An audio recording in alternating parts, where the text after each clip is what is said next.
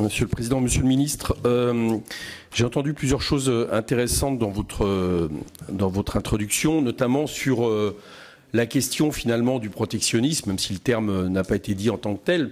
Et je suis assez d'accord sur l'idée d'avoir des accords commerciaux, en gros donnant-donnant avec par exemple la Chine, mais ça peut être vrai avec d'autres puissances économiques. Mais la question que je me pose, c'est que d'abord, aujourd'hui, les principes et les traités de l'Union européenne ne vont pas dans ce sens.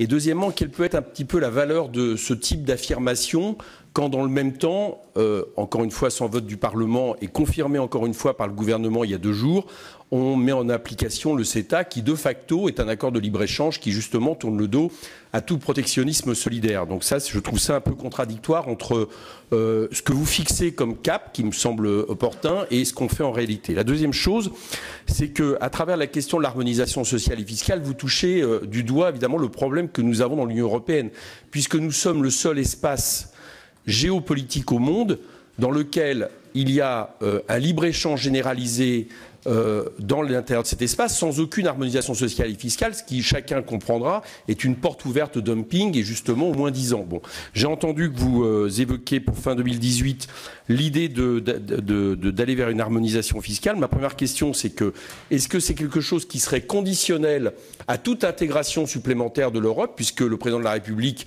a été dans le sens justement d'une plus grande intégration, au moins au niveau de la zone euro. Et ma deuxième question, c'est comment vous le procédez? C'est-à-dire, est-ce que pour vous, c'est une convergence, j'allais dire, par le haut, c'est-à-dire qui ne donne pas de facto raison aux pays qui pratiquent un dumping social et fiscal? Et dans ce cadre-là, que pensez-vous du principe de non-régression, c'est-à-dire l'idée que tant que le droit européen n'est pas supérieur au droit national, le droit national s'applique, ce qui est aussi la garantie pour permettre justement que la question de l'harmonisation ne passe toujours par un mieux pour les peuples européens et non pas un moins 10 ans. Monsieur Coquerel, sur les accords commerciaux, moi je vous rejoins sur la nécessité d'avoir une véritable réciprocité en matière de standards sociaux, en matière environnementale et évidemment en matière d'accès au marché public, qui est aujourd'hui la question clé. Nos marchés publics sont disponibles, les autres marchés publics, notamment en Chine, ne le sont pas.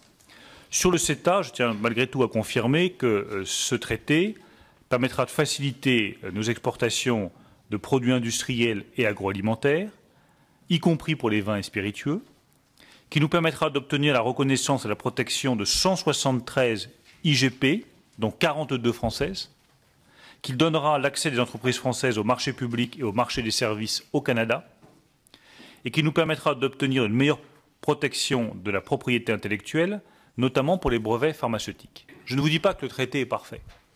Et je connais les inquiétudes, notamment des éleveurs, avec lesquels vous savez que j'entretiens des relations étroites.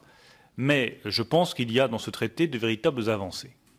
Ensuite, qu'il faille réfléchir à d'autres modalités de négociation des traités commerciaux. Moi, j'en suis convaincu. Je porte cette idée-là depuis très longtemps, parce que les accords commerciaux sont négociés de manière beaucoup trop obscure pour les peuples. Est-ce qu'il est légitime que le Parlement français ne soit informé qu'en bout de chaîne de l'état de la négociation? Moi, je ne crois pas. Je pense qu'il est important que vous soyez davantage associés. Enfin, sur l'harmonisation sociale et fiscale, je ne reprendrai pas votre principe de non-régression, mais je partage votre avis que l'harmonisation, elle doit se faire par le haut et pas par le bas.